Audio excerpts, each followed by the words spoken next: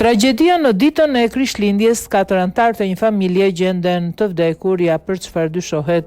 4 anëtar të një familje u gjetën të pajet në prag të Krishtlindjeve në Liechtenstein. Policia zbuloi të mërkurën trupat e 2 burrave dhe 2 grave që dyshohet se i përkisnin të njëjtës familje nga Liechtenstein, njoftuan autoritetet në këtë principat alpine. Policia lokale bëri të ditur se rreth orës 10:30 të mëngjesit trupi një burri 41 vjeçar nga Liechtenstein u gjet në anën zvicerane në bregun e Lumit, rinë pranë kryeqytetit Vaduz. Shkaku i vdekjes mbetet ende i paqartë, thanë autoritetet zvicerane.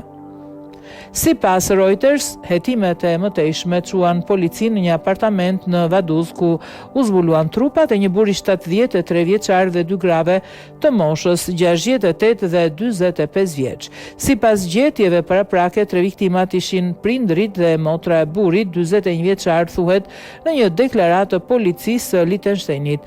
Një zëdhënës i policisë konfirmoi se shkaqet e vdekjes së tyre janë ende duke u përcaktuar.